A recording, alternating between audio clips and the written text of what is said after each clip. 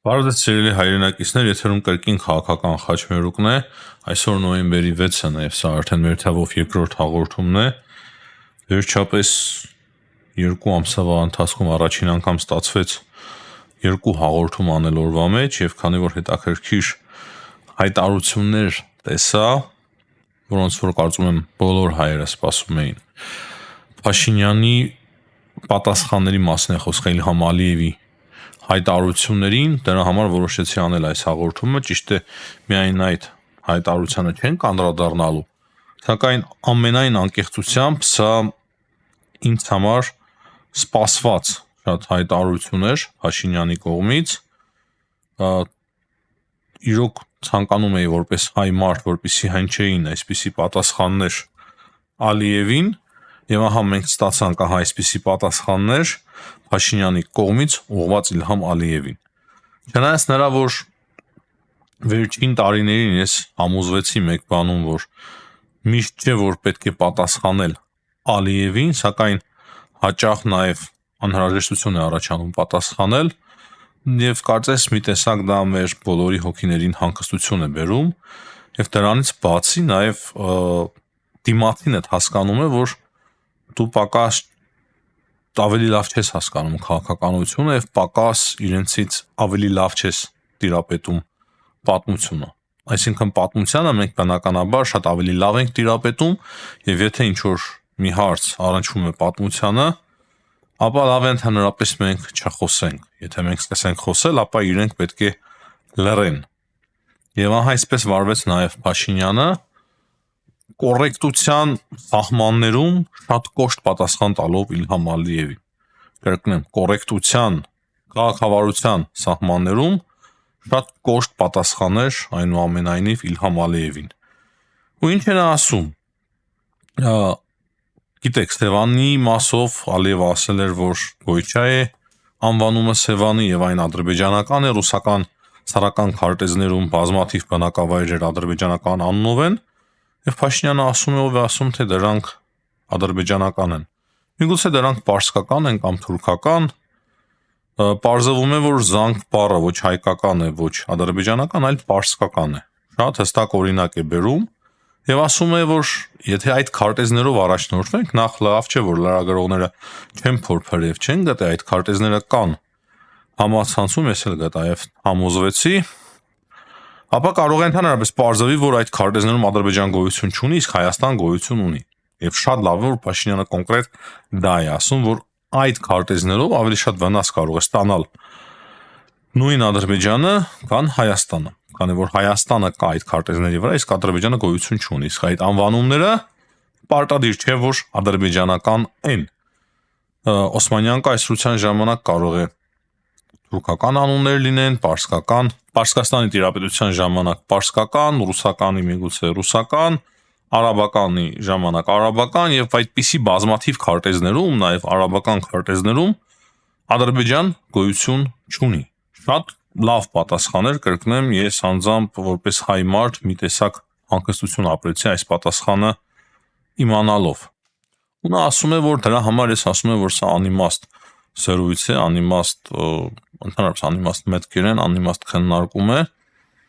ու անիմաստ է դարձնում այդ ամենը միայն այն, որ 2025 թվականի օգոստոսի 8-ին այդպիսի կարևոր փաստաթուղթ է ստորագրվել Հայաստանի եւ Ադրբեջանի միջև, ավելի ճիշտ Հայաստանի, Ադրբեջանի եւ Ամերիկայի Միացյալ Նահանգների միջև։ Եվ այստեղ նույնպես Փաշինյանը իր տեղն է դնում Ալիևին, որ այդ փաստաթղթով ընդհանրապես որևիցե իմաստ չունի նման քննարկումներ ունենալը։ Նախ եթե ունենակ իվանաց ձեզ դուրս կգա պատմությունը, իսկ երկրորդը այդ փաստաթղթով անիմաստ է դառնում նման քննարկում, անընդհատ հետ վերադառնալով միանշանակ վնաս ենք հասցնելու հայ-ադրբեջանական կարգավորման գործընթացին։ Այն հարցին, որ Ալիևը ասել է մեքենաներով կարող են գալ Հայաստան,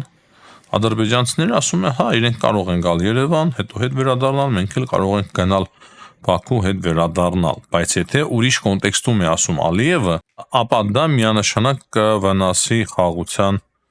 այս օրակարգին գործընթացին, ինչ որ նման գաղափար է արտահայտում Փաշինյանը եւ շատ ճիշտ է անում, քանի որ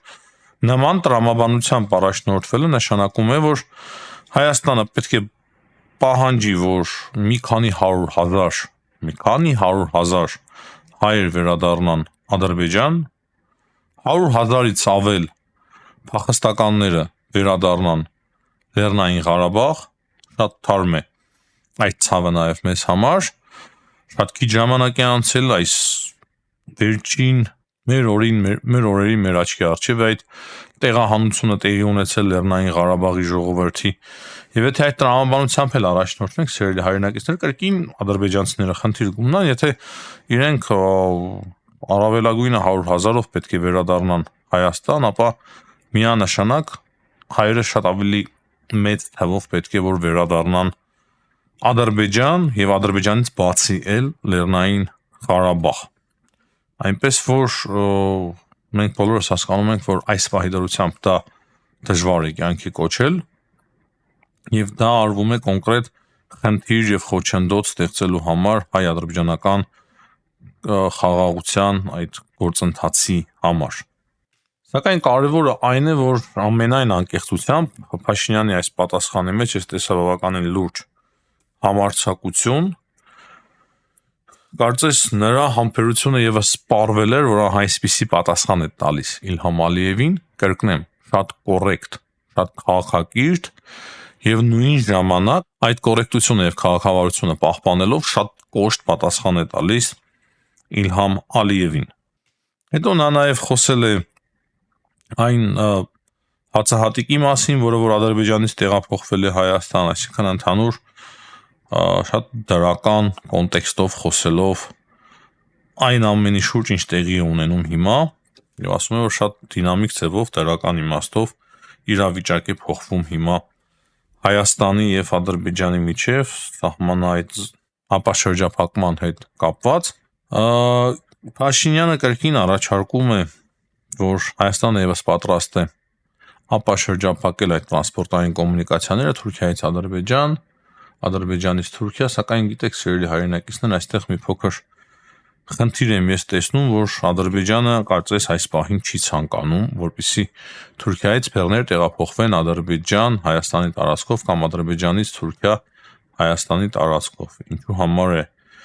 դա արվում կամ ինչու Ադրբեջանը չի արձագանքում, սա էլ իրոք մեծ հարցեր եւ մտահոգություններ է առաջացնում։ Հիմա կարող է շատերը ասեն, թե դա մեզ ինչ,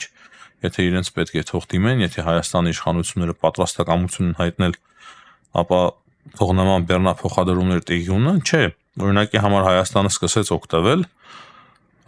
Ալիևի հայտարարությունից հետո դրանից Ղազախական հացահատիկը, ռուսական հացահատիկը հիմա գալիս է Հայաստան, իսկ հայկական առաջարկներից Ադրբեջանը դեռևս չի շտապում օգտվել։ Սա եւս ինչ որ հարցեր է առաջացնում անկեղծ ասած իմ մոտ։ Լրագրողները նաեւ հարց ուղղեցին Եզրաս Սրբազանի մասով Կատրիշ Ներսիսյանի եղբոր եւ ասում են, որ կոնկրետ ումի նկատի ունեիք,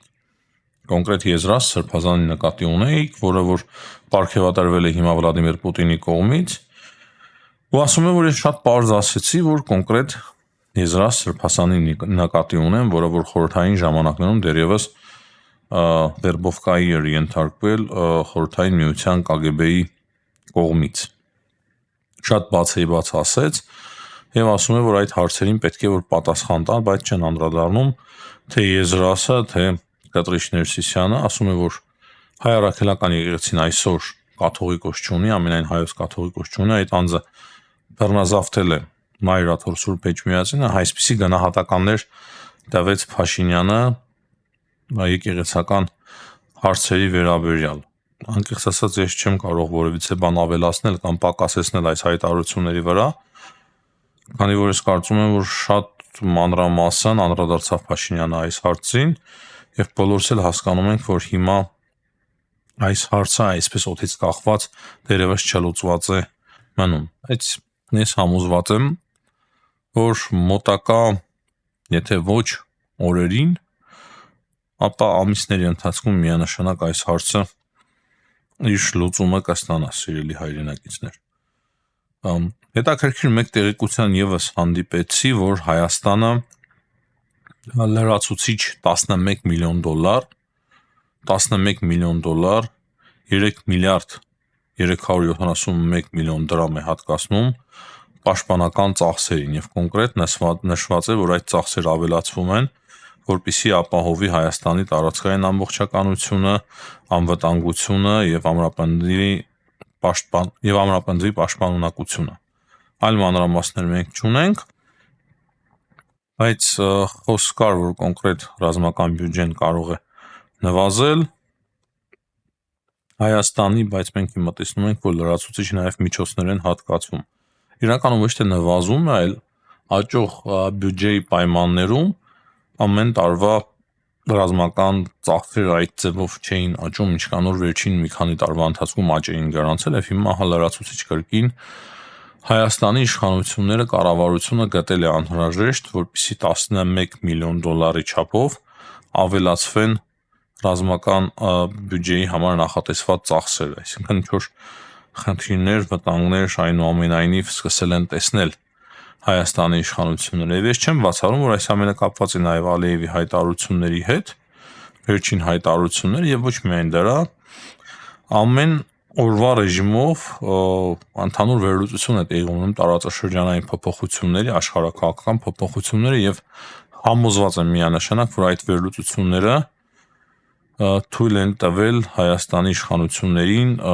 մտածել կոնկրետ ավելացման մասին, որպեսզի այդ լրացուցիչ 11 միլիոն դոլարը նույնպես հատկացվի պաշտպանական ծախսերին։ Չի ասի, որ դա շատ մեծ ինչ-որ գումար է, բայց ամեն դեպքում լավ է, որ այդ ավելացումը գոնե ունենք։ Միջազգային հարցերին այս պահի դերությամբ շատ հարցեր չունենք անդրադառնալու, հետաքրքիր վտանգավոր անվանենք, թե ինչպես անվանենք, հետաքրքիր հայտարարություն է արել ՆԱՏՕ-ի գլխավոր քարտուղար Մարկ Ռուտեն։ Նա ասել է, որ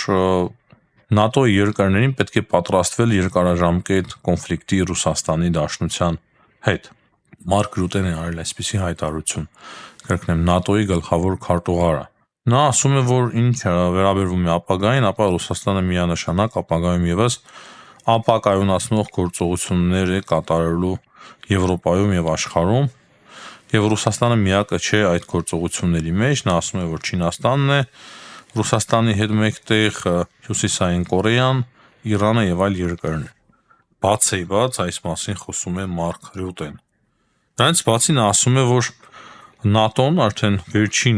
վերջին շրջանում ՆԱՏՕ-ի երկրները սկսել են ավելի շատ զենք արտադրել եւ զենքեր եւ տարբեր արկեր արտադրել։ Ռուսաստանը առավելություն ուներ այդ առումով, մեծ առավելություն ուներ ՆԱՏՕ-ի երկրների նկատմամբ, սակայն հիմա դրությունը կորդինալ ձևով փոխվել է, շատ լուրջ ձևով փոխվել է եւ ՆԱՏՕ-ի երկրները ընդհանուր վերցրած առաջ են անցել Ռուսաստանի Դաշնությունից։ Սրանք էին, սիրելի հայրենակիցներ, այն կարևոր տեղեկությունները, որոնց մասին որ ցանկացա խոսել այս եթերի ընթացքում, եւ մենք նաև փոքրիկ վերլուծություն միասին կատարեցինք այդ տեղեկությունների հիման վրա։ Հաջողություն եմ մաղթում բոլորին, ցտեսություն, կհանդիպենք։